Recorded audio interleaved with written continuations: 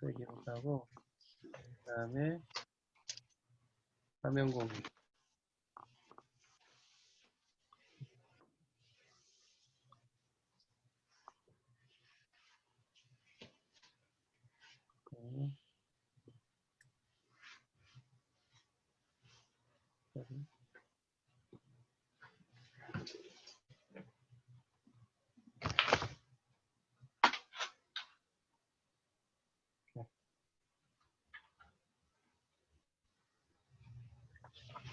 네, 우리 아까 상철 형제가 읽다가 끊겼는데 예, 이거는 이제 10시까지도 안 끊겨요. 그래서 그냥 안심하시고 예. 11절부터 다시 한번 읽어보겠습니다.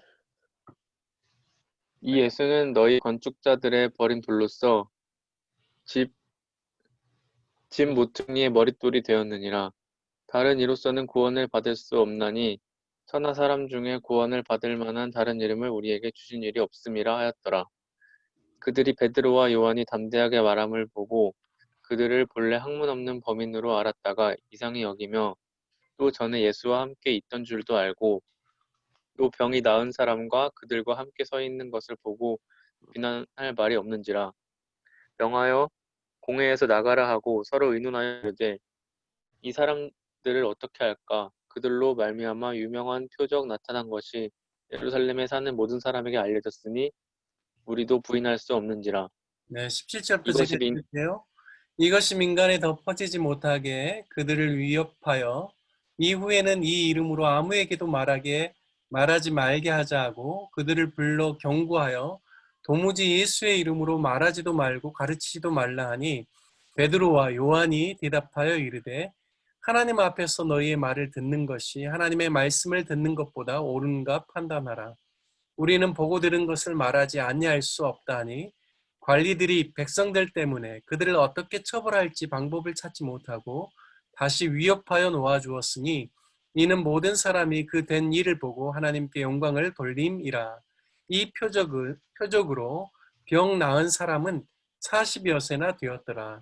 사도들이 노임에 그 동료에게 가서 제사장들과 장로들의 말을 다 알리니 그들이 듣고 한 마음으로 하나님께 소리를 높여 이르되 대주제여 천지와 바다와 그 가운데 만물을 지으신 이시요 또 주의 종 우리 조상 다윗의 입을 통하여 성령으로 말씀하시기를 어찌하여 열방이 분노하며 적석들이 허사를 경영하였는고.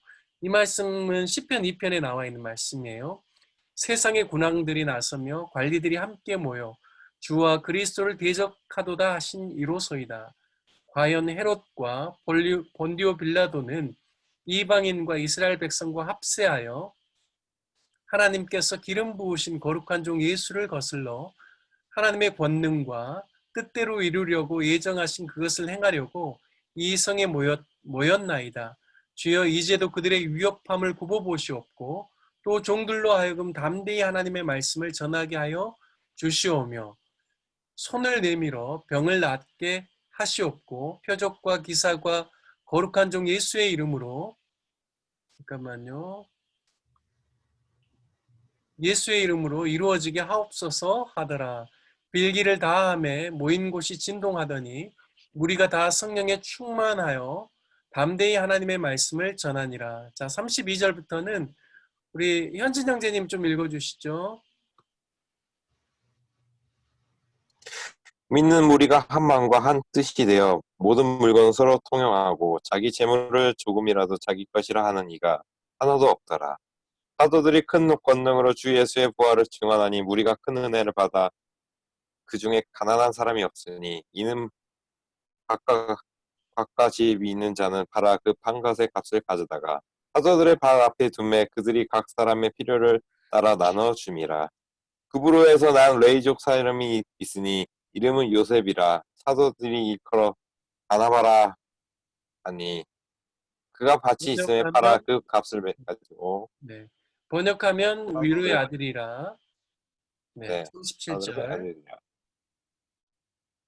그가 밭이 있음에 팔아 그 값을 가지고 사도들의 발 앞에 두니라. 네. 아멘. 아멘. 자, 사도행전 3장하고 4장의 주요 내용은 뭘까요? 누가 등장하죠? 베드로. 요한, 베드로와 요한이요. 베드로와 요한이 등장합니다. 그래서 베드로와 요한이 이제 시간을 정해놨죠. 제9시 기도 시간. 아마 성경학자도 오후 3시로 이렇게 이야기합니다. 팔레스타인 지역에 있어서 우리랑 기후가 다르기 때문에 굉장히 그러니까 오전 11시부터 오후 4시까지는 굉장히 더워요. 그리고 뭐 이집트 같은 경우에도 전에 전도여행 해보면 그런 이야기들을 하셔요. 한 낮에 정오 시간대는 오후 한 3시 정도까지는 사람들이 이동을 하지 않고 그냥 쉰대요. 왜냐하면 너무 덥기 때문에. 그래서 이제 보통 보면은 바울도요. 지금은 등장하지 않지만 뒤에 등장하거든요. 바울도 주로 이제 성경 강론하고 사람들에게 말씀을 가르치는 시간대가 언제였냐면 그 오후에 사람들이 쉬는 시간대, 너무 덥기 때문에 그때 많이 있었어요. 근데 여기도 보면 베드로와 요한이 9시 기도 시간 오후 3시 무렵쯤에 성전으로 올라가서 기도하려고 가다가 이제 미문을 지나가게 되고 거기서 태어나면서부터 안전뱅이, 그러니까 뭐 이렇게 지체장애인이죠, 만났는데 금과 은은 내게 없지만 내게 있는 것은 내게 주노니 나사렛 예수의 이름으로 일어나 걸으라.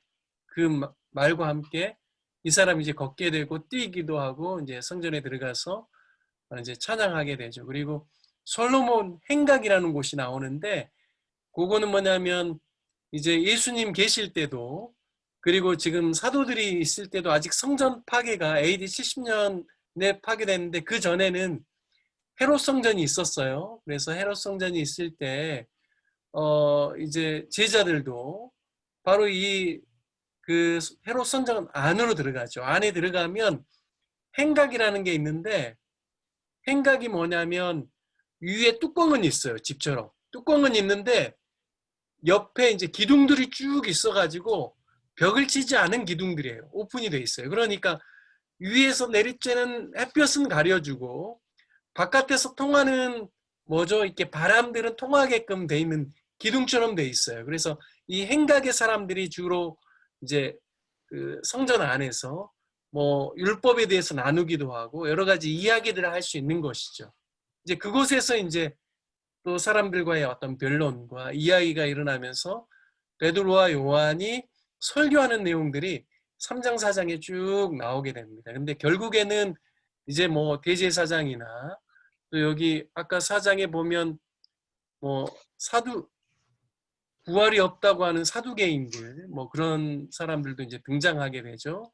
그러면서 이제 여기 뭐 제사장들, 장로들도 나오고 그러는데요. 이제 또 다시 한번 모여있는 사람들 앞에서 또 그 행각에서 또 복음의 말씀을 막 전할 때 결국에는 이제 여기 시편에 있는 말씀도 인용하면서 전할 때 여기에 보면 남자의 수만 5,000명이 또 주님께 돌아오는 내용이 이 4장에 나옵니다. 자, 2장에서는 3,000명이 돌아왔고요. 4장에서는 또 4,000명이 돌아왔다고 이렇게 합니다. 그래서 주요 내용이 이제 3장, 4장에서도 계속 제자들이 복음 전하고 또 이렇게 놀라운 그러한 병을 낫게 하는 역사도 일어나고 그러면서 계속해서 예루살렘 안에 복음이 퍼져나가는 이러한 내용들이 나와 있는데요. 자, 여러분 혹시 3장, 4장 내용들 보면서 질문한 내용들이 있으면 질문해 주셔도 좋을 것 같고요. 성경책을 꼭 옆에다 끼고 해야 될 것 같아요. 이거 화면 공유는 같이 읽을 때 우리가 좀 효과적으로 보려고 한 건데 요거 한 화면 보고 우리가 계속 이야기할 수 없기 때문에 본인이 이제 가지고 있는 성경책 안에서 사도행전 3장, 4장에서 혹시 자기가 궁금한 내용이 있으면 좀 물어보면 좋을 것 같아요. 목사님, 저는 네. 본디오 빌라도가 사실 네. 예수님을 이렇게 죽이려고는 하지 않았잖아요. 사실 네. 죽이려고 했던 사람들은 유대인 사두개인들이니까 대제사장들이었잖아요. 그런데 왜 본디오 빌라도가 고난을 받게 성경은 표현을 했을까요? 네, 일단은 이제 네. 네. 역사적인 거를 조금 가르쳐 드릴게요. 뭐냐면, 잠깐 화면 공유를 껐는데, 이게 가능하려나? 잘 안 보이죠? 그냥 화면 공유를 해서 다시 한번 보여드릴게요. 이게 이제 제가 칠판을 사용할 수 없으니까 그러는데,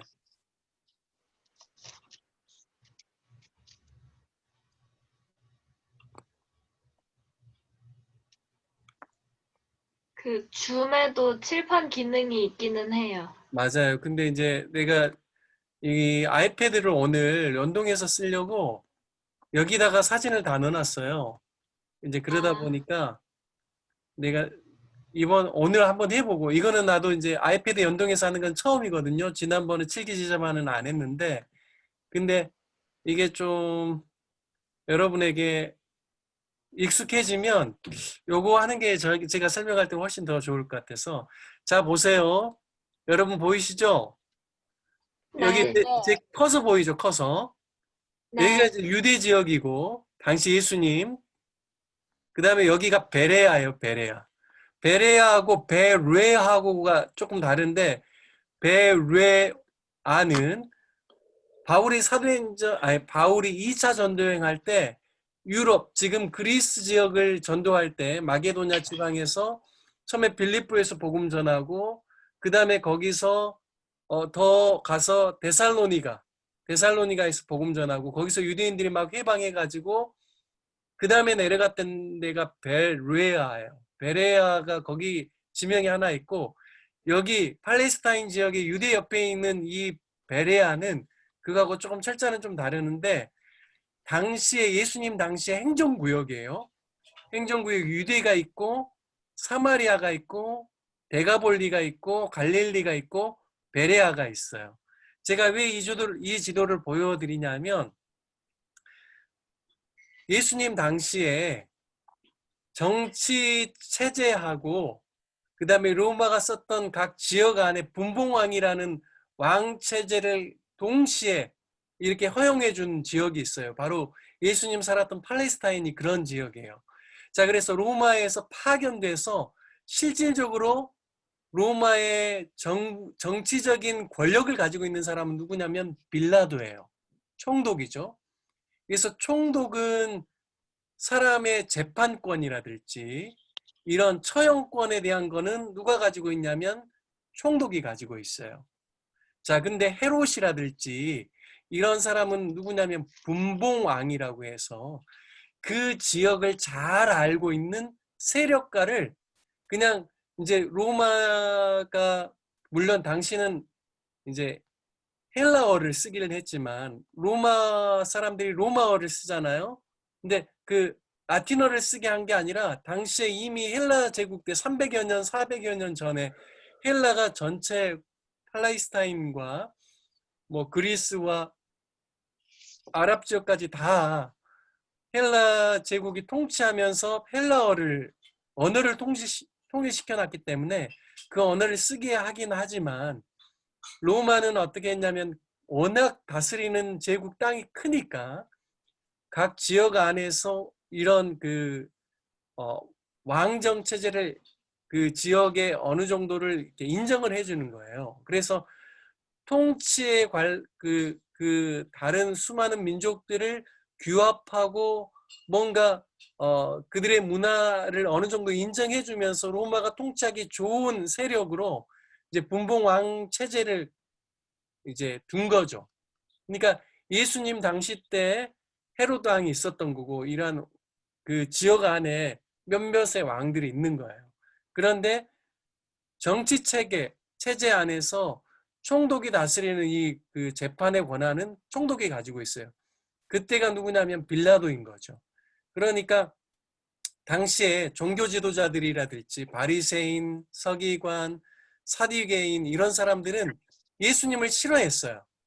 왜냐하면 주 세력이 팔레스타인 지역은 유대교라는 종교가 있고 또 유대인들이 주요 민족들이니까. 근데 이제 총독은 유대인은 아니죠. 하지만 재판에 대한 최종적인 권한은 총독이 가지고 있어요. 근데 총독도 누구를 견제하고 누구의 눈치를 보게 되냐면 분봉왕이죠. 왜냐하면 서로 어느 정도 어떤 그 통치를 위한 서로 마음에 들지는 않지만 서로를 인정해 줄 수밖에 없는 그런 구조인 거예요. 그래서 당연히 유대인들 입장이나 바리새인들이나 사두개인이나 제사장들이나 장로들이나 또 유대인들에서도 지도층들은 예수님을 싫어했어요. 그래서 죽이기를 원했지만 예수님을 죽이는 데 있어서의 최종적인 권한은 누가 가지고 있냐면 총독인 거예요. 근데 빌라도가 보니까 예수님을 죽일 만한 그런 범죄자가 아니에요. 그래서 총독이 바라바라는 그러한 그 악한 사람을 놓아주지 않고, 원래 이제 그들의 그 어떤 정통에 한 사람 놓아주는 법이 있었는데 그냥 예수님을 놓아줄 줄 마음이 있었지만 빌라도는 그렇게 하지 않고 워낙 주변에 있는 유대인들이 아우성을 치고 바라바를 놓아주고 예수님을 죽이라고 이야기하니까 빌라도가 자신이 권한이 있음에도 불구하고 그렇게 안 한 거예요. 그래서 결국에는 빌라도가 권한자지만 그 권한을 제대로 행사하지 않음으로 말미암아 예수님을 죽이도록 그렇게 방임했기 때문에 빌라도의 그 이름이 계속해서 사도신경을 통해서도 우리까지 내려온 거죠. 예수님을 결국에는 죽이게끔 그렇게 했다고요. 조금 이해가 되는지 모르겠어요. 네, 이해가 됐습니다. 감사합니다. 자, 그리고 이제 그 사도행전뿐만 아니라 복음서를 읽다 보면 바리새인들하고 사두개인들이 나와요. 근데 바리새인들하고 사두개인들이 같은 유대인이지만 어떻게 보면 요즘 우리로 이야기하면 기독교 안에도 여러 파가 있잖아요. 종파가. 그리고 더 크게 보면 캐톨릭하고 또 개신교하고는 좀 많이 다르잖아요. 마치 그런 관계로 보면 돼요. 사두개인과 바리새인들은. 바리새인들은 모세 오경뿐만 아니라 선지자들의 이야기, 선지서들도 받아들였어요. 존중했어요. 뿐만 아니라 그 율법에 대해서 구체적으로 지켜야 되는 조항들까지 뭐 이렇게 자기네들은 다 준수하려고 했어요. 그러니까 바리새인들은 굉장히 율법에 있어서 좀 까다롭게 지키려고 노력한 사람들이에요. 그런데 사두개인들은 어떤 사람이냐면 모세 오경만 인정합니다. 선지자들의 예언서를 인정하지 않아요. 그러다 보니까 이 사람들은 뭐냐면 부활도 없다라고 생각하고 뭐 성령의 역사라든지 이런 거, 뭐 이런 하나님의 신의 역사라든지 이런 것들을 다 부인하고, 사두개인들의 특징은 뭐냐면 친로마주의 정책이에요. 바리새인들은 친로마 정책은 아닙니다. 그러니까 이런 부분에 있어서 바리새파와 사두개파는 이렇게 대조적인 모습들이 있는 거죠. 그러니까 서로 두 사람들은 두 파들은 앙숙이에요. 그런데 예수님을 죽이기로 결단하는 일들에는 놀랍게도 아까 이야기했던 그 이제 헤롯을 중심으로 한 그러한 사람들, 사두개파, 그리고 누구죠? 바리새파, 그리고 당시에 이제 대제사장들, 그리고 빌라도까지 그냥 하나가 된 거예요. 네, 그런 어떤 그런 역학관계가 있습니다. 자, 그래서 이제 그 사도행전 3장과 4장에는 또 이제 그러한 상황 안에서 유대인들이라든지 뭐 여기 사두개인도 나왔죠, 장로들도 나왔죠. 그런 사람들의 눈치를 보지 않고 그냥 베드로와 요한, 그리고 사도행전 앞서 보았던 2장에서는 계속해서 유대인들의 눈치를 보지 않고 복음의 말씀, 예수 그리스도에 대한 복음들을 증거합니다. 그리고 특별히 베드로는 구약 성경에 나와 있는 내용들을 많이 인용해서 이야기를 해요. 근데 이 이야기들이 어디까지 계속 이어지냐면 후에 나오는 스데반의 설교에도 계속 구약을 인용하면서 이야기를 하면서 결국에는 구약에서 예언된 그 메시아가 예수 그리스도이시다. 이 복음의 내용에 대해서 이제 쭉 설명을 하게 됩니다. 자, 혹시 또 다른 질문도 좀 더 받고요. 그리고 잠깐 브레이크 타임을 좀 가지려고 합니다. 혹시 우선 궁금한 4장 네. 16절에 표적이라는 단어랑 22절에 나온 표적이랑 똑같은 건가요? 의미가? 아니면 다른 건가요? 서로? 네, 같은 내용입니다. 표적이 또는 이적이라고 이렇게 돼 있는데요. 16절에도 이 사람들을 어떻게 할까? 그들로 말미암아 유명한 표적 나타난 것이 예루살렘에 사는 모든 사람에게 알려졌으니. 여기 나와 있는 유명한 표적이 뭘까요? 예수님을 믿는 자들? 아니요. 사도행전 3장하고 연결이 돼 있습니다.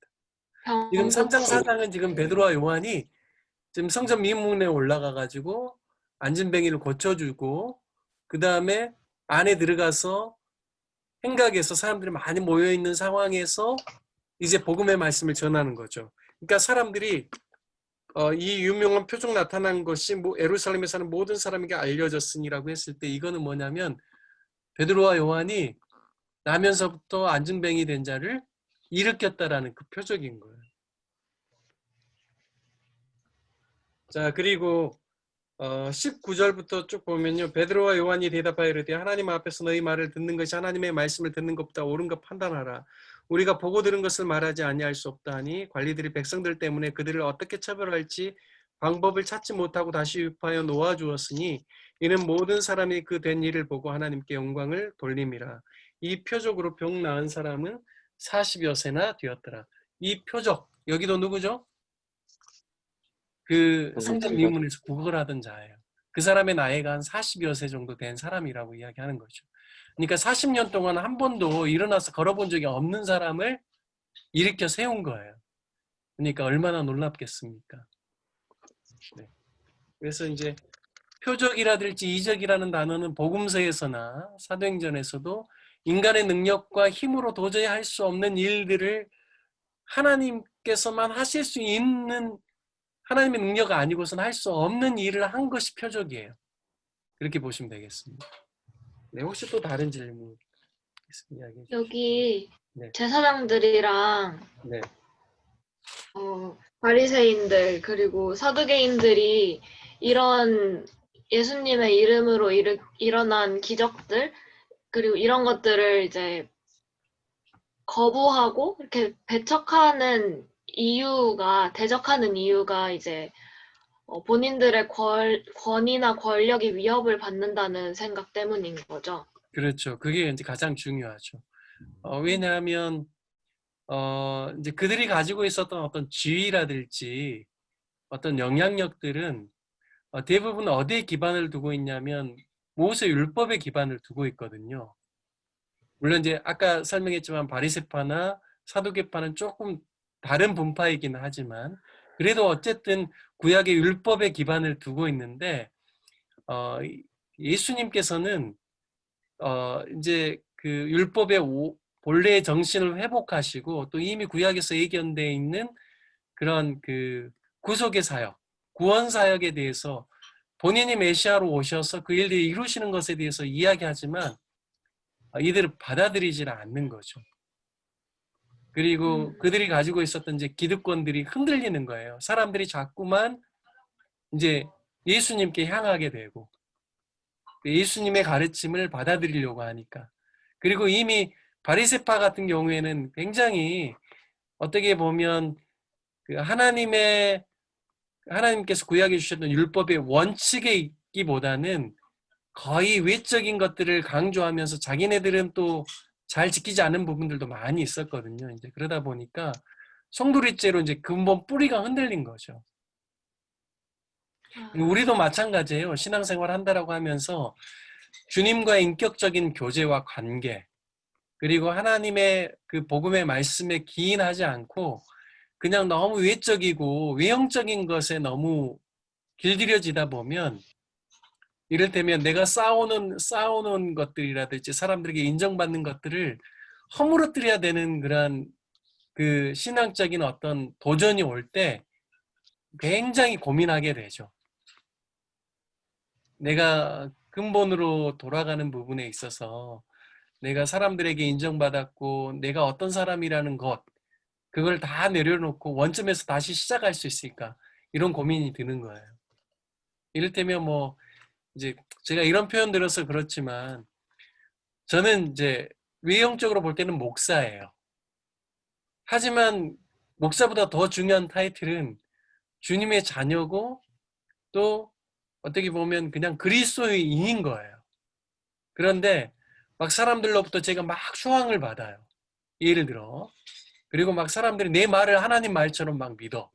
그런데 어느 날 주님께서 너 그거 다 내려놓고 근본으로 돌아가야 돼.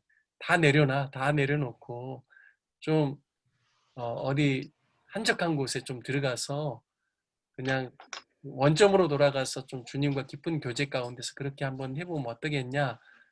그리고 다시 한번 기본에서부터 다시 한번 내가 원하는 것대로 한번 쌓아보지 않을래? 이렇게 이야기할 때 너무 사람들에게 익숙해져 있고 사람들로부터 얻는 게 너무 많고 인정받는 게 너무 많기 때문에 그걸 다 내려놓을 수 있을까? 이런 고민하게 되면 얼마나 힘들겠어요. 그런 것들을 내려놓기 싫은 거죠. 당시의 권력층들이. 그러니까 예수님이 걸림이 되는 거예요. 왜냐하면 우리가 쌓아놨던 것들이 잘못 쌓아졌다라고 말씀하니까. 본질로 돌아가야 된다라고 이야기하니까. 그렇게 볼 수 있을 것 같아요. 네, 알겠습니다. 네, 그래서 계속 그 기득권층의 반발과 이런 반대에 많이 부딪힙니다. 어울림 아파트입니다. 다음 정류장은 네.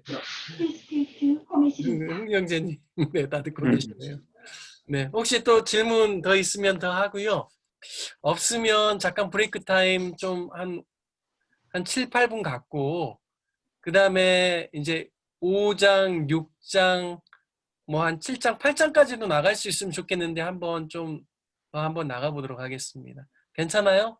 네. 네. 네, 그러면 네. 이 상태에서 그대로 끌 필요가 없어요. 그래서 좀 잠깐 지금 9시 6분이거든요. 9시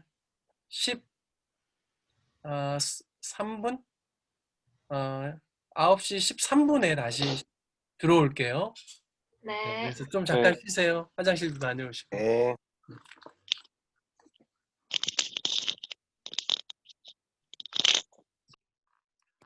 네, 잘 쉬었어요?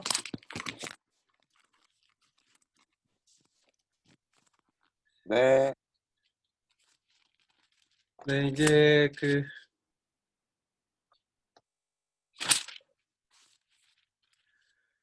사도행전 이제 5장부터 들어갈 텐데요. 아까 이제 3장하고 4장에서는 성전 미문으로 올라가면서 솔로몬 행각에서 베드로와 요한이 이제 복음의 말씀을 또 전하고 4장에 가면 이제 그렇게 부활에 대한 이야기들을 하는 걸 싫어하고 뭐 사두개인들, 장로들, 여러 문중들 와서 이제 그들도 이제 뭔가 제재하려고 하는 거죠. 그런데 그럼에도 불구하고 베드로와 요한이 이제 도를 계속 전하게 되고 이제 그리고 계속 말씀을 통하여서 이제 돌아오는 사람들이 일어나게 되고 사도행전 아까 우리가 읽었던 마지막 후반부에는 또 역시나 믿는 자들이 한 마음과 한 뜻이 되어서 물건도 서로 통용하고 또 가난한 사람들에게 또 필요한 것들을 공급해주고 뭐 이런 내용들이 쭉 나오면서 마지막에 36절과 37절에 보니까 구브로에서 난 레위족 사람 바나바를 소개합니다. 이름은 요셉이라고도 하는데 사도들이 바나바라. 그래서 바나바 번역하면 위로의 아들. 그러니까 바나바가 굉장히 위로를 사람들에게 많이 주는 사람이었던 것 같아요. 그리고 또 레위족 사람이기도 하면서 구브로는 키프로스라고요. 섬이에요. 그러니까 이 바나바는 헬라파 유대인인 거죠. 히브리파, 본토 유대인이 아니라 저 다른 이제 지역으로 가가지고 거기서 정착해서 살면서 이제 그런 헬라파 유대인입니다. 그리고 그가 소유도 있었던 것 같아요. 밭이 있음에 팔아 그 값을 가지고 사도들의 발 앞에 두었다 이렇게 이야기합니다. 한 가지는 화면 공유를 통해서요. 사도행전에 사도행전 2장의 성령 강림 때 오순절에 디아스포라 흩어져 있는 유대인들이 예루살렘에 모여오면서 각 지역들이 쭉 소개되거든요. 여기 보면 사도행전 2장에 보면요.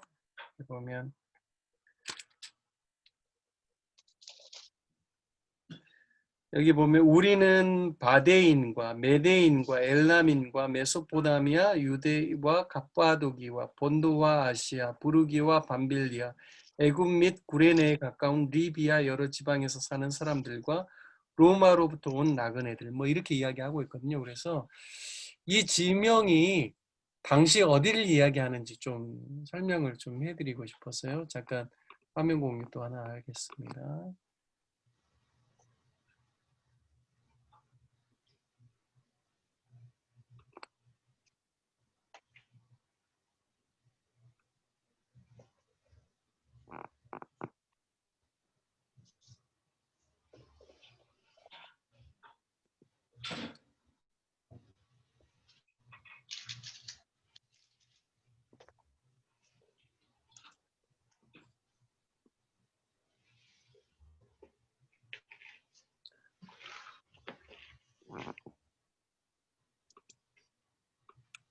자, 사진 보이시죠?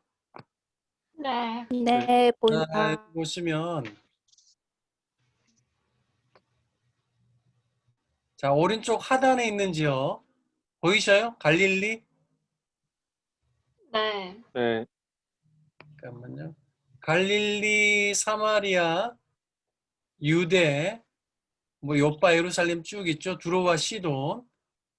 자, 여기 알렉산드리아 하단에 있는 지중해 맨 아래. 여기가 이제 이집트고요. 그 옆으로 더 가면 리비아. 여기 구레네가 있어요. 여기. 구레네 시몬이라고 하면 여기 구레네입니다. 자, 그리고 갈릴리에서 다밀색. 더 위로 올라가야 어디가 나오냐면 수리아. 지금 시리아예요. 그리고 안디옥, 여기 안디옥 보이죠? 이 안디옥이 어디냐면 그 바나바와 바울을 파송했던 안디옥 교회입니다. 그러니까 여기가 바로 이방인이 중심이 되는 1호 교회가 안디옥 교회인 거죠. 자, 여기 이제 더 큰 지명을 볼게요. 아까 이야기했던 본도가 여기 터키에서도 여기 거의 뭐 동북쪽에 있죠. 본도, 갑바도기아, 그 아래 길리기아.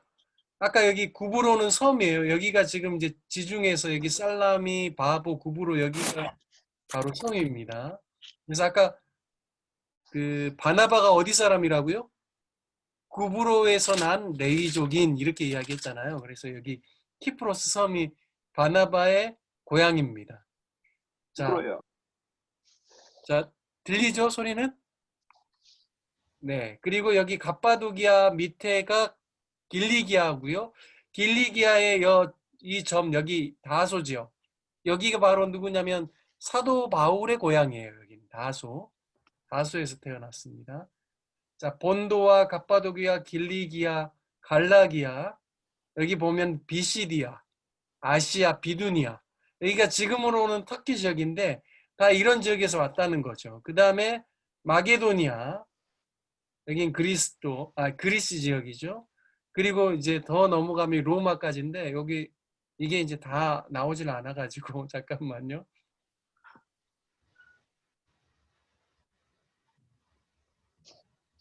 사도 바울 좀 더 큰 데를 볼게요.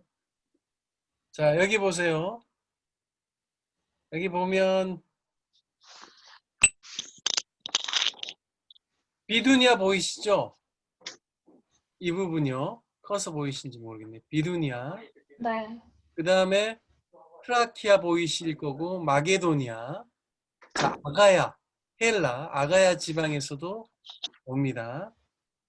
자, 로마, 이탈리아죠. 이때는 지명이 이탈리아에서도.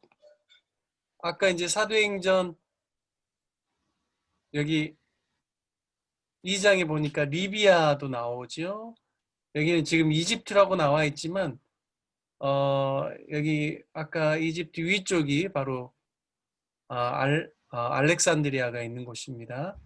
그 다음에 여기 아라비아 나오죠. 수리아 다양하게 나옵니다. 그래서 제가 왜 이야기를 하냐면 우리는 그냥 표현할 때 지금 우리가 표현할 때는 뭐 터키 북부, 서부 뭐 이렇게 표현하지만 당시에는 여기가 다 이렇게 갈라져 있는 거죠. 지역이 밤빌리아 뭐 또 길리기아 뭐 비두니아 또 무시아, 아시아 뭐 이런 식입니다. 그래서 요거를 조금 참조하면 좋을 것 같아요. 왜냐하면 사도행전에 있어서는 이 지도가 중요해요. 왜냐하면 바울이 이 예루살렘에서 복음이 시작했지만 결국에는 유대 전체 사마리아 아까 처음에 보여줬던 그 사마리아와 갈릴리 그 다음에 위에 있는 수리아 쪽에 여기 안디옥에서 복음이 전파돼서 구부로 이 섬까지 들어오고 뿐만 아니라 여기 지금 다 뭐 밤빌리아, 갈라디아, 뭐 또 아시아, 그 다음에 비두니아로 가고자 했지만 비두니아로 가지 못하고 무시아에서 배를 타고 사모드라게를 거쳐서 미안해요. 바로 이 마게도냐 지역으로 가게 되고 마게도냐에서 아가야, 헬라까지 그리고 이제 또 결국에는 이제 바울이 계속해서 이렇게 전도행하면서 3차 전도행 이후에 예루살렘에서 잡혔다가 이제 재판을 받으려고 로마까지 이달리아 이 로마까지 가게 됩니다. 그리고 로마에서 미안해요. 전도행 로마에서 이제 한 2년에서 3년 정도 1차 투옥된 다음에 그 다음에 또 다시 스페인까지 서바나라고 하죠. 당시에는 스페인까지 전도여행을 하고 다시금 뭐 아시아 지역이나 그 아까 제가 이야기하는 아시아는 지금의 아시아가 아니라 여기 나와 있는 터키 서부 지역이에요. 이 아시아와 마게도냐 아가야 지방을 계속해서 좀 더 전도행하다가 잡힙니다. 그래서 AD 한 66년경에 잡혀서 한 67년 정도 로마 2차 투옥을 통해서 순교한 걸로 그렇게 이제 이야기가 됩니다. 그래서 사도행전이 주로 여기를 무대로 쭉 이야기를 하고 있습니다. 그래서 이제 아까처럼 다시 사도행전 같이 읽을게요. 5장하고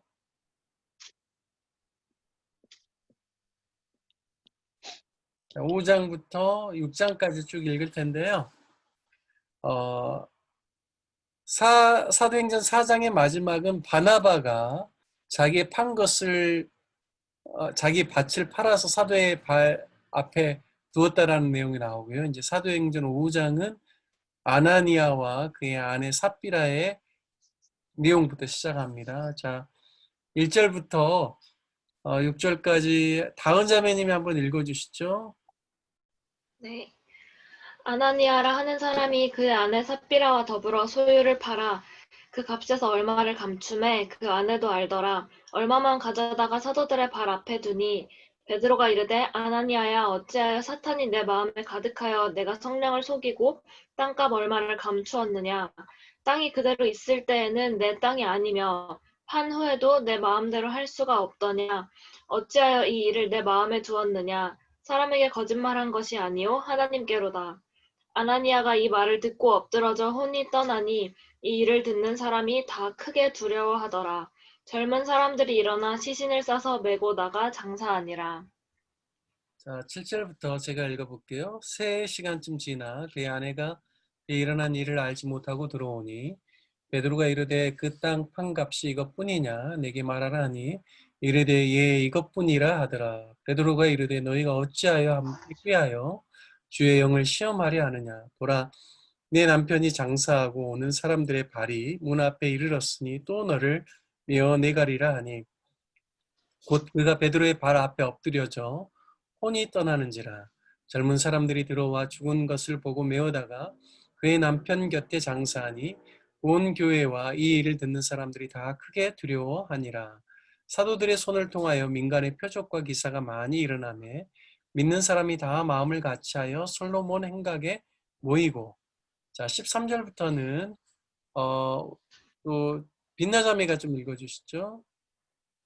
그 나머지는 감히 그들과 상종하는 사람이 없으나 백성이 칭송하더라. 믿고 주께로 나아오는 자가 더 많으니 남녀의 큰 무리더라.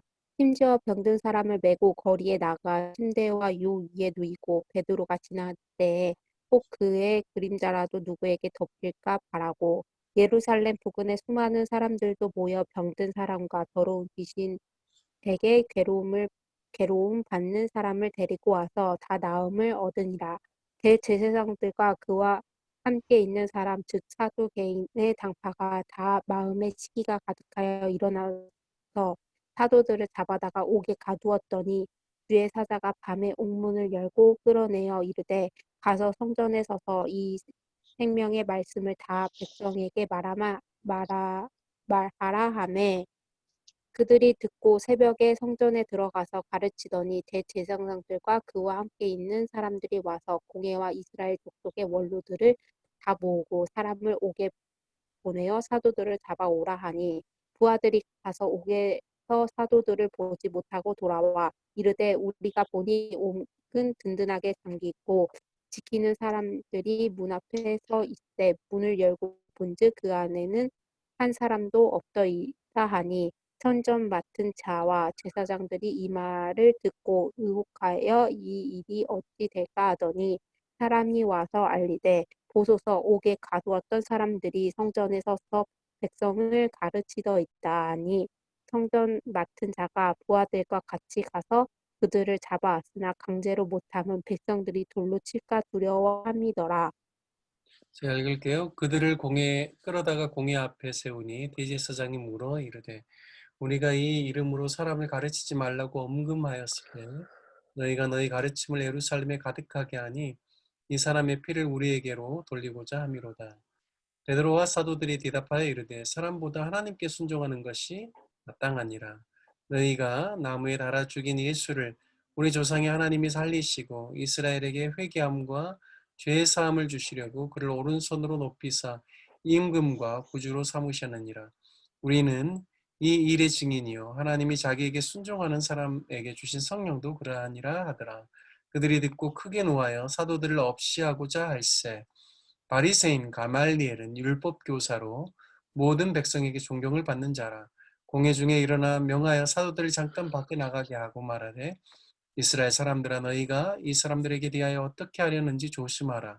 이전에 드다가 일어나 스스로 선전하며 하매 사람이 약 400명이나 따르더니 그가 죽임을 당하매 따르던 모든 사람들이 흩어져 없어졌고 그 후 호적할 때 갈릴리의 유다가 일어나 백성을 꿰어 따르게 하다가 그도 망한즉 따르던 모든 사람들이 흩어졌느니라. 이제 내가 너에게 말하노니 이 사람들을 상관하지 말고 버려두라. 이 사상과 이 수행이 사람으로부터 났으면 무너질 것이요 만일 하나님께로부터 났으면 너희가 그들을 무너뜨릴 수 없겠고 도리어 하나님을 대적하는 자가 될까 하노라 하니 그들이 옳게 여겨 사도들을 불러들여 채찍질하며 예수의 이름으로 말하는 것을 금하고 놓으니 사도들은 그 이름을 위하여 능력받는 일에 합당한 자로 여기심을 기뻐하면서 공회 앞을 떠나니라. 그들이 날마다 성전에 있든지 집에 있든지 예수는 그리스도라 가르치기와 전도하기를 그치지 아니하니라. 네, 6장까지 계속 읽을게요. 자, 1절부터 6절까지 우리 상철 형제님 좀 읽어주시죠. 그때 제자가 많아졌는데 헬라파 유대인들이 자기의 과부들이 베일의 구제에 빠짐으로 히브리파 사람을 원망하니 열두 사도가 모든 제자를 불러 이르되 우리가 하나님의 말씀을 제쳐놓고 접대를 일삼는 것이 마땅하지 아니하니 형제들아 너희 가운데서 성령과 지혜가 충만하여 칭찬받는 사람 7을 택하라. 우리가 이 일을 그들에게 맡기고 우리는 오로지 기도하는 일과 말씀 사역에 힘쓰리라 하니 온 무리가 이 말을 기뻐하여 믿음과 성령이 충만한 사람 스데반과 또 빌립과 브루고로와 니가누르와 디몬과 바메나와 유대교에 입교했던 안디옥 사람 니골라를 택하여 사도들 앞에 세우니 사도들이 기도하고 그들에게 안수하니라. 네, 7절부터 우리 현진 형제님 좀 읽어주시죠.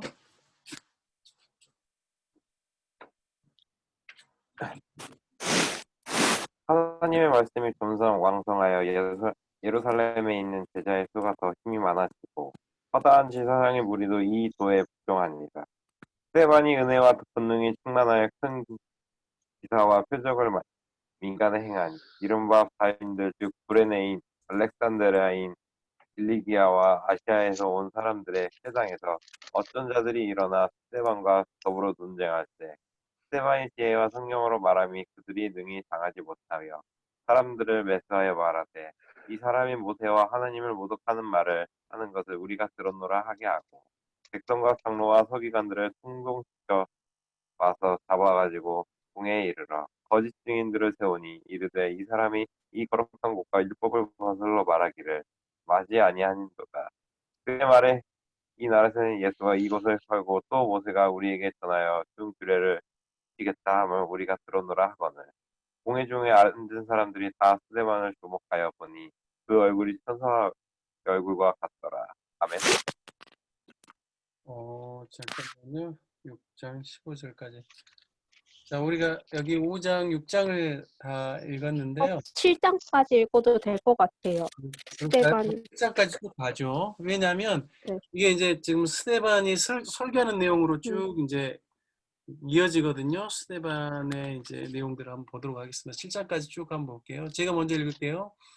대제사장이 이르되 이것이 사실이냐. 스데반이 이르되 여러분 부형들이여 들으소서. 우리 조상 아브라함이 하란에 있기 전 메소포타미아에 있을 때 영광의 하나님이 그에게 보여 이르시되 내 고향과 친척을 떠나 내가 네게 보일 땅으로 가라 하시니 아브라함이 갈대아 사람의 땅을 떠나 하란에 거하다가 그의 아버지가 죽음에 하나님이 그를 거기서 너희 지금 사는 이 땅으로 옮기셨느니라. 그러나 여기서 발을 마다는 땅을 유업으로 주지 아니하시고 다만 이 땅을 아직 자식도 없는 그와 그의 후손에게 소유로 주신다고 약속하셨으며 하나님이 또 이같이 말씀하시되 그 후손이 다른 땅에서 나그네가 되리니 그 땅 사람들이 종으로 삼아 400년 동안을 괴롭게 하리라 하시고 또 이르시되 종 삼는 나라를 내가 심판하리니 그 후에 그들이 나와서 이곳에서 나를 섬기리라 하시고 할례의 언약을 아브라함에게 주셨더니 그가 이삭을 낳아 여드레 만에 할례를 행하고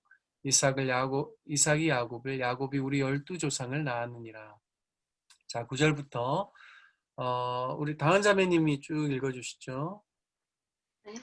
여러 조상이 요셉을 시기하여 애굽에 팔았더니 하나님이 그와 함께 계셔 그 모든 환난에서 건져내사 애굽 왕 바로 앞에서 은총과 지혜를 주심에 바로가 그를 애굽과 자기 온 집의 통치자로 세웠느니라. 그때에 애굽과 가나안 온 땅에 흉년이 들어 큰 환난이 있을새 우리 조상들이 양식이 없는지라.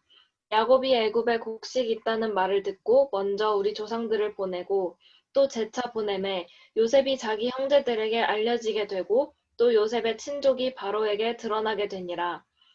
요셉이 사람을 보내어 그의 아버지 야곱과 온 친족 75사람을 청하였더니 야곱이 애굽으로 내려가 자기와 우리 조상들이 거기서 죽고 세겜으로 옮겨져 아브라함이 세겜 하몰의 자손에게서 은으로 값주고 산 무덤에 장사되니라. 하나님이 아브라함에게 약속하신 때가 가까움에 이스라엘 백성이 애굽에서 번성하여 많아졌더니 요셉을 알지 못하는 새 임금이 애굽 왕위에 오르매 그가 우리 족속에게 교활한 방법을 써서 조상들을 괴롭게 하여 그 어린 아이들을 내버려 살지 못하게 하려 할세. 그때 모세가 났는데 하나님 보시기에 아름다운지라 그의 아버지의 집에서 3달 동안 길리더니 버려진 후에 바로의 딸이 그를 데려다가 자기 아들로 기르매 모세가 애굽 사람의 모든 지혜를 배워 그의 말과 하는 일들이 능하더라. 자, 나이가 40이 됨. 나이가 40이 되매 그 형제 이스라엘 자손을 돌볼 생각이 나더니 한 사람이 원통한 일 당함을 보고 보호하여 압제받는 자를 위하여 원수를 갚아 애굽 사람을 쳐 죽이니라.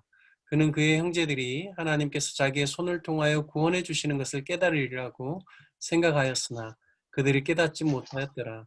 이튿날 이스라엘 사람끼리 싸울 때 모세가 와서 화해시키려 하여 이르되 너희는 형제인데 어찌 서로 해치느냐 하니 그 동물을 해치는 사람이 모세를 밀어뜨려 이르되 누가 너를 관리와 재판장으로 우리 위에 세웠느냐 네가 어제는 애굽 사람을 죽임과 같이 또 나를 죽으려느냐 하니 모세가 이 말 때문에 도주하여 미디안 땅에서 나그네 되어 거기서 아들 둘을 낳으니라.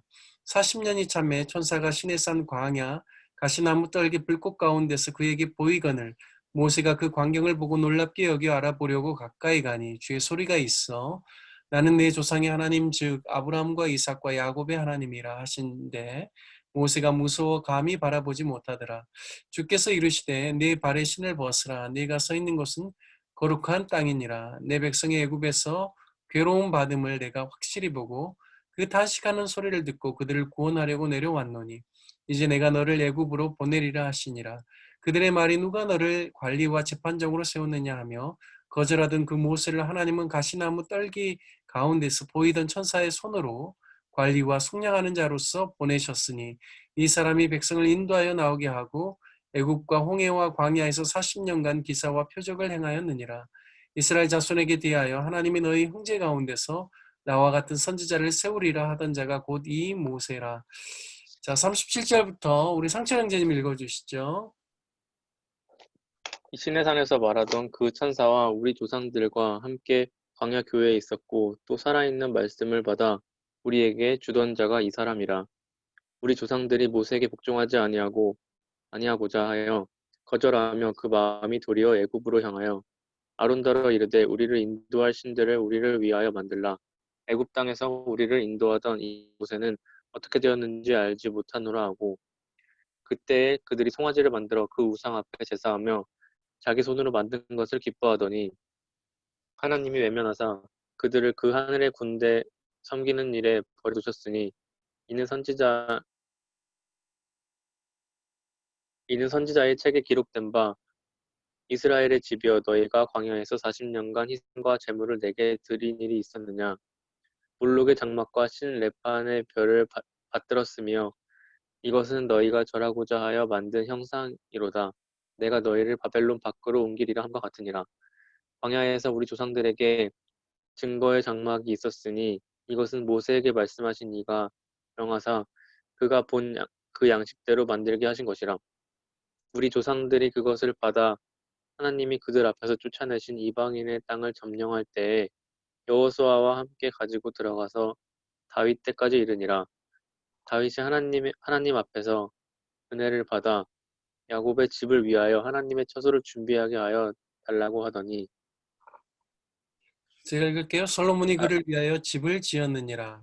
그러나 지극히 높으신 이는 손으로 지은 곳에 계시지 아니하시나니 선지자가 말한 바 주께서 이르시되 하늘은 나의 보좌요 땅은 나의 발등상이니 너희가 나를 위하여 무슨 집을 짓겠으며 나의 안식할 처소가 어디냐 이 모든 것이 다 내 손으로 지은 것이 아니냐 함과 같으니라.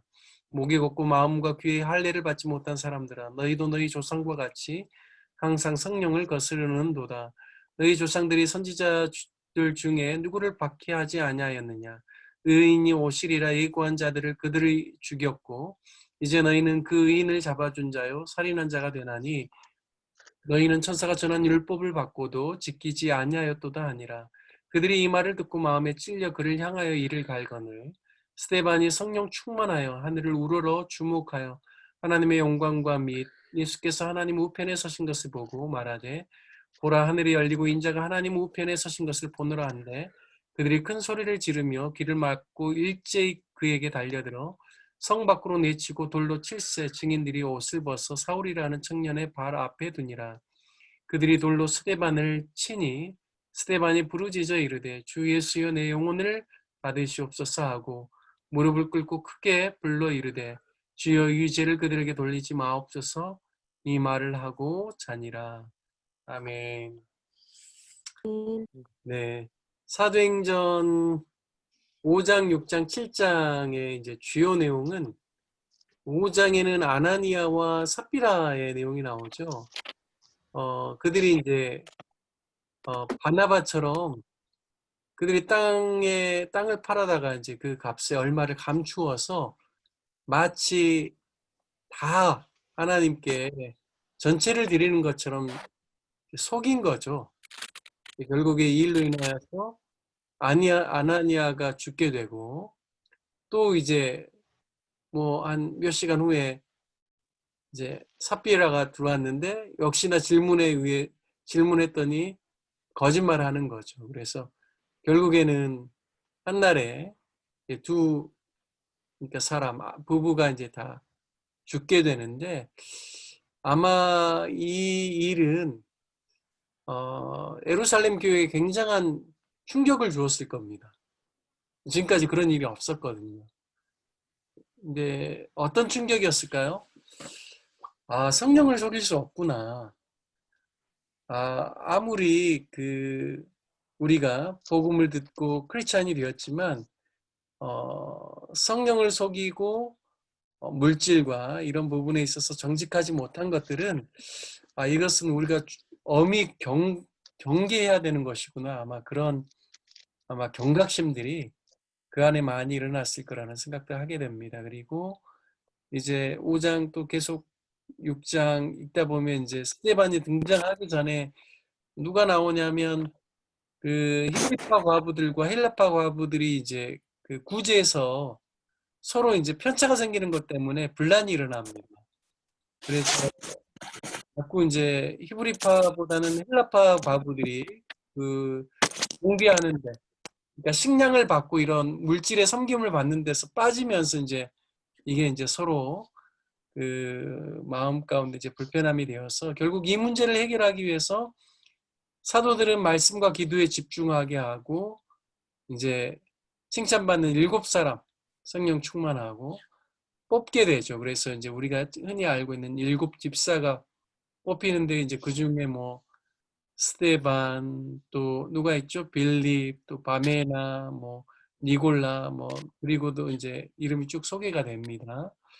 물론 이제 그 7사람 중에 니골라는 그 니골라당의 교훈 뭐 이런 요한계시록에도 나오죠. 결국엔 니골라는 그 이단처럼 예수님 온전히 쫓지 못하는 그런 사람이 되기도 했지만 어쨌든 처음에 7사람이 뽑히게 되고요. 그 중에 이제 스데반은 성령 충만한 상태에서 이제 또 유대인들에게 말씀을 전한 이런 내용들이 쭉 소개가 되고 있습니다. 그래서 이게 이제 5장, 6장, 7장의 이제 주요 내용인데요. 혹시 여러분들 뭐 궁금한 사항이나 또 질문하고 싶은 부분들이 있으면 좀 이야기를 해주시죠. 이 시대에 살지 않아서 다행이다. 라는 생각도 조금 하게 되네요. 그냥 웃는 소리입니다.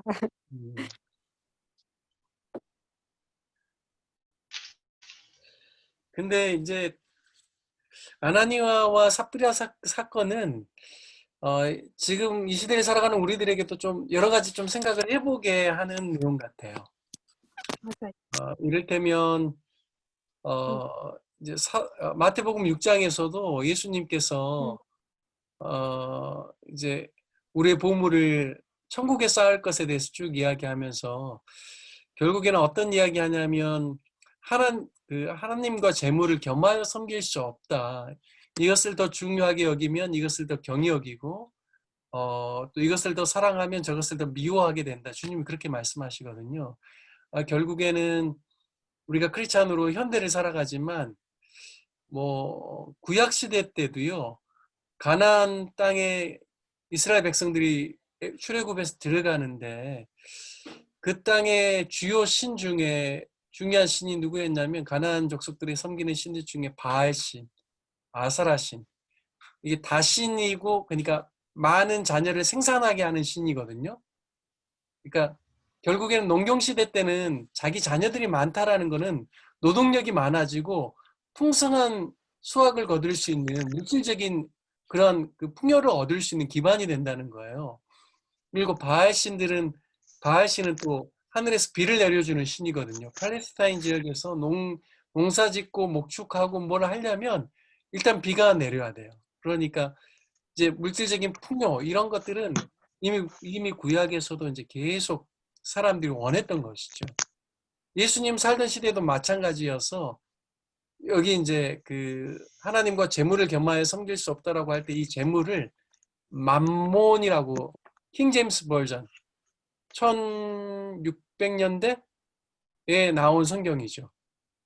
영국 국교회에서. 근데 생각해 보세요. 그때 이제 맘몬이라는 신에 대해서 이야기를 하는 거예요. 그러니까 예수님 시대 때도 재물에 대한 부분은 굉장히 사람들이 추구하고 열망했던 부분들이에요. 근데 교회에 이 부분에 있어서 굉장한 경각심을 주는 거죠. 마태복음 6장에 주님께서 친히 말씀하셨던 하나님과 재물을 겸하여 섬길 수 없다라고 하는 이 부분들에 대한 것이 예루살렘 초대교회에 아나니아와 삽비라 사건을 통하여서 하나님의 사람들이 있어서 이 물질을 따르고 물질을 더 소중하게 여기기 시작하면서 이게 이제 교회도 그런 물질적인 것에 이렇게 계속 치우치다 보면 결국엔 교회가 가지고 있는 순수성들도 빼앗기게 되기 때문에 굉장한 경각심을 줬다고 생각합니다. 그래서 우리도 마찬가지지 않나 싶어요. 모든 사람들이 돈을 소중하게 여기는데 우리가 이 땅을 지금 이 시대에 살아가면서도 돈에 대한 부분들, 이런 재물에 대한 부분들에 있어서는 하나님 앞에서 정말 내가 하나님을 사랑하는지, 안 그러면 나도 세상 사람들처럼 물질과 부를 따라가는지 우리 자신을 잘 점검해 볼 필요가 있습니다. 네, 뭐 이야기를 내가 강조해서 했는지 모르겠지만 아나니아 삽부이라 좀, 사건이 나와서 네네. 좀 이렇게 쭉 읽다 보니까 네. 그런 게 느껴진 것 같아요. 그 제자들이, 12제자들이 정말 열심히 복음을 전했기 때문에 5장 39절을 보면 정말 하나님이 하신 게 아니면 우리가 이제 하나님의 뜻을 이런 말씀이잖아요. 39절이. 그래서 정말 제자들처럼 하고 있지는 않거든요, 제가. 그래서 그런 동기부여가 조금 되는 것 같아요. 열심히 그리스도를 전했던 그들을 닮아야 되지 않을까. 네. 여기 이제 5장의 내용에 보면 굉장히 그 사도들이 위경에 처할 수 있는 어려운 상황이에요. 공예와 또 이스라엘 족속의 원로들 다 모으고 사람을 옥에 보내어 사도를 잡아오라 하니 이게 이제 대제사장들과 함께 있는 사람들이 이제 명했거든요.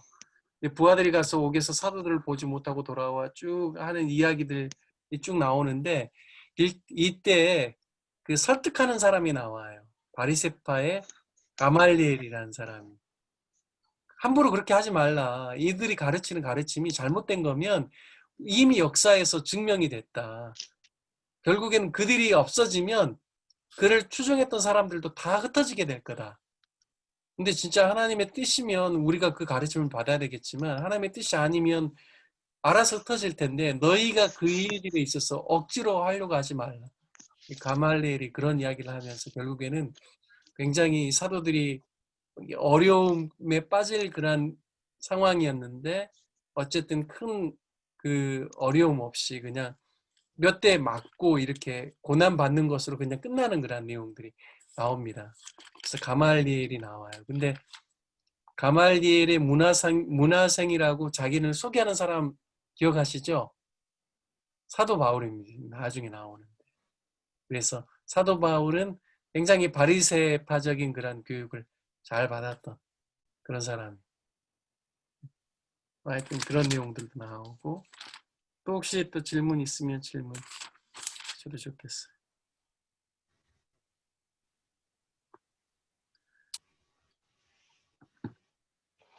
예루살렘 교회의 거의 부흥기의 정점은 제가 볼 때는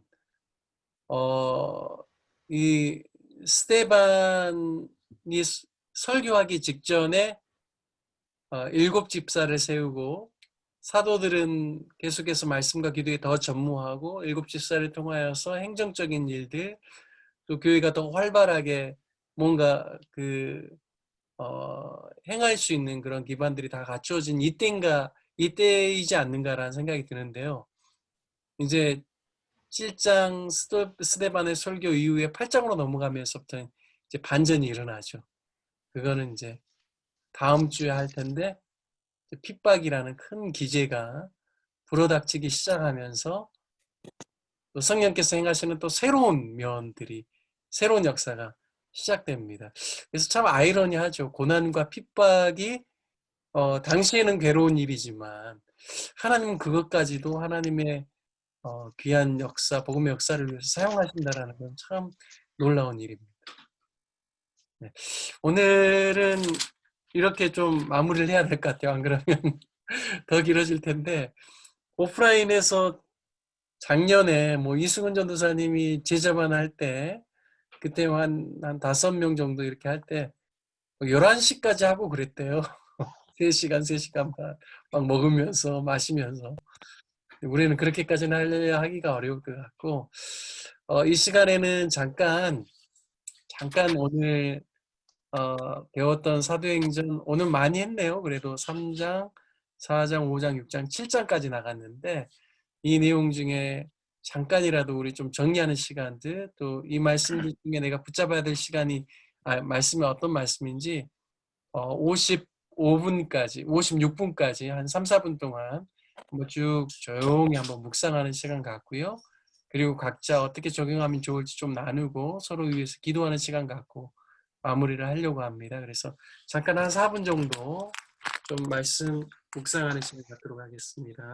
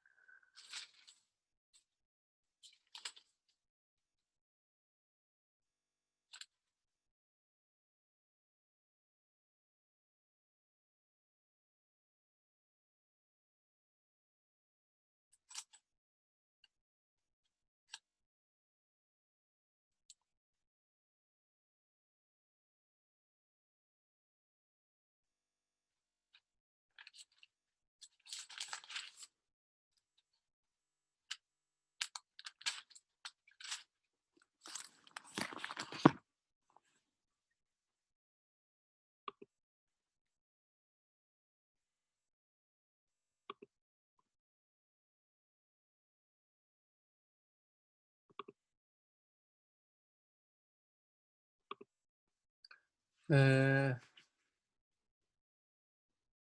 음수고 다들 해제하셔도 좋을 것 같아요. 서로 좀 나누는 시간 가지려고 하는데요.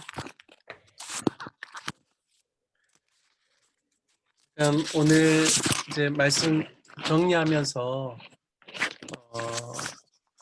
3장부터 7장까지 내용들 중에 자신에게 또 이렇게 온 깨달음이나 좀 받았던 도전들이 있다라면 좀 나누시고, 또 앞으로 어떻게 한 주 동안 적용하면 좋을지에 대한 부분들 좀 나누도록 하겠습니다.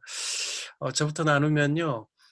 3장부터 7장의 내용들 중에 아마 많은 부분들은 베드로의 설교의 내용도 있고 스데반의 설교의 내용도 있고 자꾸 이제 어떤 그런 부분들이 쭉 나오는데, 저는 그 부분을 좀 보게 됐어요. 예수님에 대한 강조가 참 많이 있어요.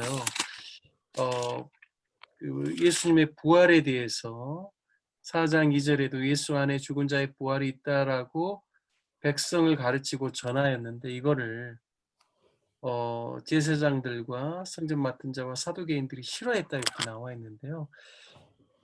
계속 예수님은 지금 승천하시고 안 계시는데 제자들이 가장 중요하게 계속 전하고 있는 거는 예수님의 부활, 그리고 또 예수님 아니고서는 구원을 얻을 만한 천하에 다른 이름이 없다, 이런 내용들. 계속해서 예수 그리스도, 예수에 대한 나사렛 예수, 이런 표현들이 계속 나와요. 그래서 제가 오늘 말씀을 통해서는 과연 나는 얼마나 예수님을 중심으로 또 예수님에 대해서 이야기하고 있는가, 교회 말고 제 삶 가운데 얼마나 예수님을 비중 있게 생각하고, 결국에는 스데반은 설교하고 그가 승교를 앞에 두면서 그가 보았던 거는 하늘에 계신 하나님과 그 우편에 계신 예수님을 보았다고 나와 있거든요. 그래서 예수님에 대한 그 열망, 이런 부분들을 좀 제가 더 도전받아야 되는 거 아닌가, 더 중요하게 여겨야 되는 거 아닌가, 이런 좀 생각들, 묵상을 하게 됐습니다. 쭉 나누시죠. 우리 이 순으로 나눌게요. 상세 형제님, 그리고 현진 형제님, 그 다음에 다은, 그 다음에 인나 자매, 그리고 마지막 우리 흥미 형제님, 이 순으로 나누도록 하겠습니다. 저는 4장 이제 19절에 20절에서 보면은 그 베드로와 요한이 대답하여 가로되 너희의 말을 듣는 것이 하나님의 말씀을 듣는 것보다 옳은가 판단하라. 그리고 나서 이제 우리가 보고 들은 것을 말하지 아니할 수 없다고 했는데 그런 것 같아요. 그 베드로랑 요한이 예수님을 전하는 데 있어서 어떤 뭔가 의무감이나 좀 그런 걸로 이렇게 전하는 게 아니고 이제 자기가 가지고 있던 그런 어떤 믿음을 좀 이렇게 참을 수 없어서 말하는 것 같은 그런 뉘앙스가 있더라고요. 그래서 그게 이제 내용이 예수님을 결국엔 전하는 것인데, 이제 12절에 보면은 아까 말씀해 주셨듯이 이제 예수님께서 유일한 구원자이심을 전하는 것 같더라고요. 그래서 보통 이제 이렇게 예수님을 전해야겠다라고 하면 이제 막 되게 준비도 하고 이렇게 뭔가 이렇게 의무감으로 하는 게 좀 많은데, 이 두 사람의 태도는 좀 되게 자연스럽게 하고 되게 전하지 못해서 안달난 좀 그런 모습이 많이 보이는 것 같아요.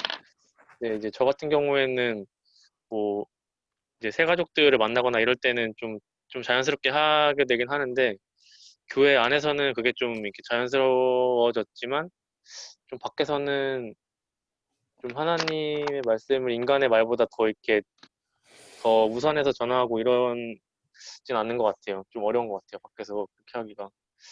그래서 좀 그런 것들을 차차 좀 그런 마음을 주시기를 좀 기도를 해야겠다라는 생각이 들었습니다. 네, 감사해요. 귀한 말씀 적용을 이야기해 주셨네. 네, 다음으로는요. 네, 줍니다. 저는 3장부터 7장까지 읽으면서 느꼈던 게 뭐냐면 요즘 5장 첫째 나왔던 그 아나니아랑 이게 그 삽비라. 내용, 네, 그 내용이 제일 좀 감명 깊었던 게 뭐냐면 사람은 솔직하게 살아야지, 솔직하고 정직하게 살아야지 오래오래 행복하게 살 수 있다라는 걸 깨달았어요. 왜냐면은 너무 항상 거짓말만 하고 너무 숨기기만 한다면 계속 불안해하다가 결국에는 힘들어서 이제 뭐 선택하지 말아야 할 것도 선택할 수도 있고 아니면은 불안해하면서 좀 남들을 보기에도 별로 안 좋아 보이기도 하고 그렇기도 하고 또 저 같은 경우는 이제 직장상 이제 차량 수리를 하다 보니 뭔가 일이 크게 터지기 전에 먼저 말을 하면 그래도 최대한 수습은 할 수 있어서 다행인데 그런 걸 숨기면은 안 좋은 걸 숨기면 이제 나중에 또 터져버리면 골치 아파지는 일도 있어요. 그래서 좀 감명 있게 생각했던 것 같아요. 숨기지 않는 거, 솔직하게. 예를 들면 회계도 비슷하다 생각할 것 같아요. 이런 내용 보면. 회계를 안 하고 계속 숨기다 터질 바에 차라리 먼저 회계하고 사는 게 제일 낫다라고 깨닫고 있습니다. 네. 이상입니다. 회개하고 사는 게 낫다가 참 마음에 감명 깊네. 그치. 거짓말은 할 수 없어요. 제가 솔직하게 살아서요. 거짓말을 못해요. 티나더라고요. 네, 우리가 늘 성령께서 이제 우리 안에 거하시잖아요. 우리가 예수 그리스도를 구주와 주님으로 영접함과 동시에. 그래서 네. 우리 안에 거하시는 그 성령님을 우리가 참 속이려고 하는 것 자체가 기만인 것 같아요. 그러니까 하나님 안에서 늘 정직함을 유지하는 하나님 경외하는 마음을 갖는 게 참 중요한 것 같아요. 네, 우리 또 이어서 다은 자매님. 네. 저는 전반적으로 오늘 전체적인 말씀을 보면서 사도들의 표적 활동과 그리고 12제자 그 사도들의 이제 선교 활동 이런 거를 보면서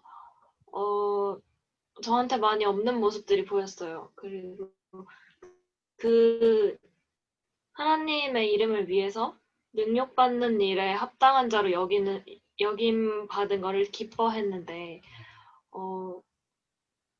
지금 저의 모습을 보면은 과연 내가 사람들 앞에서 능력받는 것까지 감당하면서 하나님을 전하고 알릴 수 있을까라고 생각을 했을 때 스스로 막 타협하게 되는 것 같아요. 아, 그렇게까지는 내가 못할 것 같은데 라는 생각이 들더라고요. 그래서 심지어 스테반은 순교까지 했는데 내가 과연 순교까지 하면서 하나님을 이렇게 알리는 사람이 될 수 있을까라고 생각을 하게 되더라고요. 그래서 5장 42절에 보면은 이 제자들은 날마다 언제 어디서든지 예수는 그리스도라고 가르치기와 전도하기를 멈추지 않았다고 하는데 저도 이 제자들처럼 이렇게 살면 정말 좋겠지만 아직 많이 부족하기 때문에 적어도 내가 살면서 내 삶에서 복음을 부끄러워하지 않는 사람, 그리고 기도하는 일과 말씀에 집중하는 사람, 그리고 다른 사람이 나를 봤을 때 성령과 지혜가 충만한 사람이다 라고 불리워지는 사람이 되기 위해서 더 열심히 노력하고 하나님께 가까이 가려고 노력하는 사람이 되어야겠다라는 생각이 들었습니다. 그래요. 감사합니다. 특별히 스데반과 또 다른 예수님의 제자들도 참 예수님을 부끄러워하지 않고 담대히 계속 예수님 가르치고 또 예수님을 전도하는 그런 삶을 살았는데 그 이제 그런 이야기 가끔 할 때 있어요. 아내하고 어떻게 순교하나.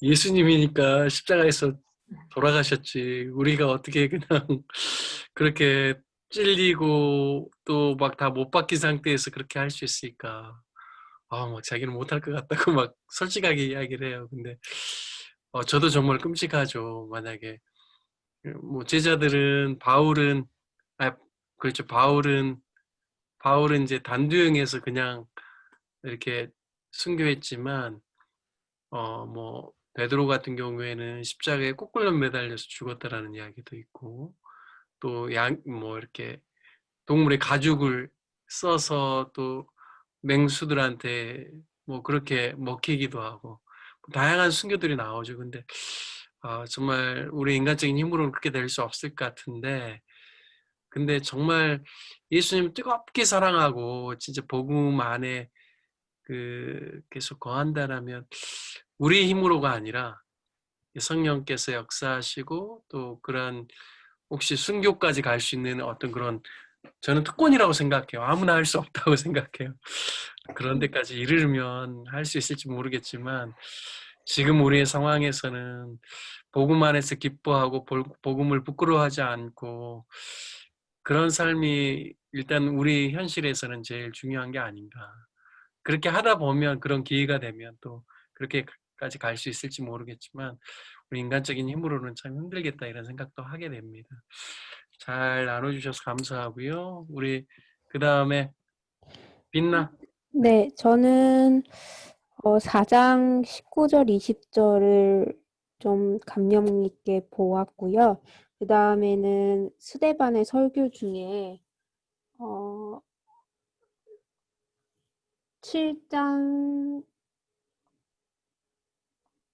48절부터 50절이 조금 생각을 한 것 같아요. 저는 좀 쉬운 성경으로도 보고 있는데 쉬운 성경 쪽에서는 가장 48절에 가장 높으신 하나님께서는 사람이 손으로 지은 집에 살지 않으십니다라고 적혀 있거든요. 그러면 이게 제가 사실 저는 하나님을 국한되게 생각을 했었던 것 같아요. 제 생각대로. 그것이 이 말씀인 것 같아요. 하나님이 이곳에 저의 생각대로 생각을 한 건데 그게 아니라 하나님께서 모든 천지 만물을 지으셨고 모든 게 하나님의 뜻대로 가는 상황이라면 어떤 상황이든지 기쁘게 받아들여야 하잖아요. 근데 스데반처럼. 근데 저는 그렇지 못한 것 같아서 어떤 상황에서든지 하나님께 감사를 올려드리고 그리고 기뻐했으면 좋겠습니다. 네. 그리고 마지막에 스데반이 외친 것처럼 이 죄를 그들에게 돌리지 마옵소서라는 기도를 할 수 있는 사람이 되길 원해요. 네. 그게 사실 안 되거든요. 그래서 정말 내가 스데반처럼 나를 죽이려고 하는 사람들을 위해서 기도할 수 있는 사람, 하나님께 구하는 사람이 되어야겠다라는 생각이 들었습니다. 네, 끝입니다. 네. 방금 빛나자매가 이야기했던 사도행전 7장 47절부터 49절 그 내용 저도 이제 다시 한번 눈여겨서 보게 되는데 결국에는 그런 내용이거든요. 이미 구약에서도 하나님께서는 이제 하늘은 나의 보좌요, 땅은 나의 발등상이라. 과연 너희가 나를 위해서 집을 짓는다라고 할지라도 감히 그 집을 통해서 나를 제한시키거나 내가 그 지어진 성전 안에만 있는 그런 하나님은 아니다라는 거죠. 근데 유대인들이나 이제 이 예수님 당시의 사람들도 이제 자꾸만 자기 그러니까 여기 51절에도 너희 조상과 같이 항상 성령을 거스리는도다. 그러니까 하나님을 이해하려고 하고 하나님의 그 어떤 그 본심을 들으려고 하기보다는 자꾸 뭔가 자기네들이 생각하는 것 안에 하나님을 가두려고 하고 맞추려고 하는 이 부분에 대해서 스데반이 지적하는데 못 받아들이는 거죠. 나도 그러지 않을까. 그런 면이 있지 않나. 나도 내가 만들어 놓은 그 틀 안에 하나님 가두려고 하고 하나님이 어떤 분이신지 더 많이 알려고 하고 그분의 음성에 귀를 기울이고 성령께서 행하신 일에 대해서 관심을 갖고 좀 내 자신을 내어주려고 하기보다는 그냥 내 틀에 하나님 가두려고 하는 게 아닌가 이런 생각 좀 저도 해보는 것 같아요. 그래서 내가 더 성령 안에 좀 더 머물기를 소망하고 음성을 들으려고 하고 뭔가 내 자신을 더 좀 하나님께 오픈해야 되겠다 이런 생각들을 하게 됩니다.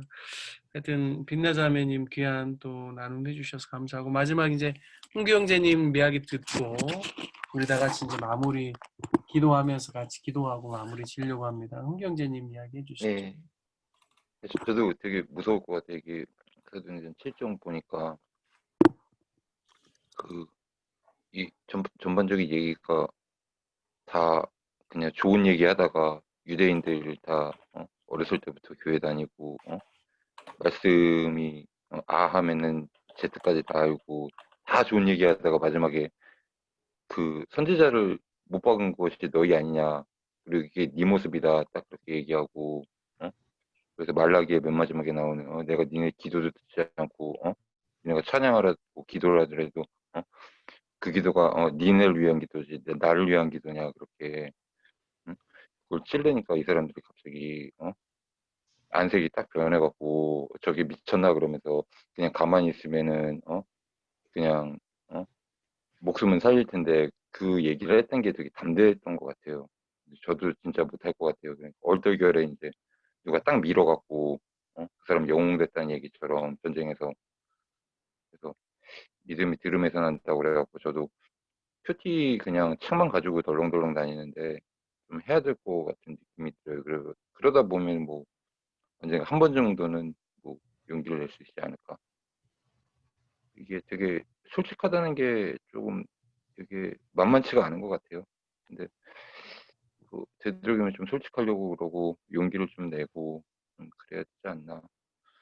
그리고 진짜 천주교하고 기독교하고 다른 게 주님한테만 그러면 진짜 하나하나 다 낱낱이 고하고 아뢰고 회개를 해야지 그래야지 주님의 은혜를 주시지 죄하고 은혜하고는 양립을 할 수가 없는 것 같아요.